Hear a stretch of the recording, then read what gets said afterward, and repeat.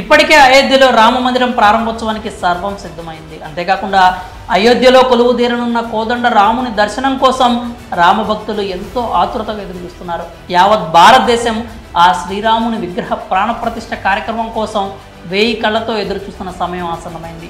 ఇంతటి అద్భుతమైన ఘట్టానికి జనవరి 22 వేదికైంది. ఇదిలా ఉంటే ఇప్పటికే అయోధ్య రామ మందిరానికి సంబంధించి నిత్యం ఏదో ఒక వార్త వైరల్ అవుతోంది. అయితే ఇటీవలే అయోధ్యలోని రామ మందిర మహాసంప్రోక్షణకి ముందు శ్రీరాముడి చిత్రంతో కూడిన 500 రూపాయల నోటు చిత్రం ఇంటర్నెట్లో దర్శనమిచ్చిన విషయం తెలిసిందే.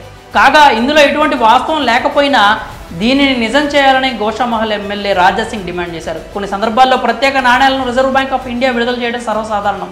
అలాగే కొందరు మహనీయులను గుర్తు చేసుకుంటూ కూడా కాయిన్స్ను విడుదల చేస్తూ ఉంటారు. ఇటీవలే సీనియర్ ఎన్టీఆర్ పై వచ్చిన 100 రూపాయల నాణ్యం గురించి తెలిసిందే. ఈ క్రమంలోనే ఇప్పుడు అయోధ్యలో రామ మందిర ప్రారంభోత్సవం సందర్భంగా 500 రూపాయల నోటుపై రాముని చిత్రం ముద్రించినట్లు వార్తలు, దానికి సంబంధించిన ఫోటోలు సోషల్ మీడియాలో తెగ వైరల్ అయ్యాయి. అయితే వాటిలో ఎంతవరకు నిజం లేదని తెలిపోయింది. అయితే ఇప్పుడు దీన్ని వాస్తవం చేయాలని ఎమ్మెల్యే రాజాసింగ్ డిమాండ్ చేశారు. మహారాష్ట్రలో పర్యటిస్తున్న ఆయన ఓ సభలో మాట్లాడుతూ 500 రూపాయల నోటుపై శ్రీరాముని చిత్రాన్ని ముద్రించాలని ప్రధాని మోదీకి విజ్ఞప్తి చేశారు. ఇప్పటికే ప్రపంచ దేశాల్లో కరెన్సీ నోట్లపై హిందూ దేవుళ్ల ఫోటోలను ముద్రించారని చెప్పారు. అలాగే దేశంలో వక్ఫ్ బోర్డు పేరుతో ఉన్న భూములను రిలీజ్ చేయాలని పేర్కొన్నారు. అంతేకాకుండా దేశ విభజన సమయంలో భారత్ను విడిచి వెళ్లిన వారి ఆస్తులను కాపాడేందుకు అప్పటి ప్రధాని నెహ్రూ వక్ఫ్ బోర్డు చట్టం తెచ్చారని ఆరోపించారు.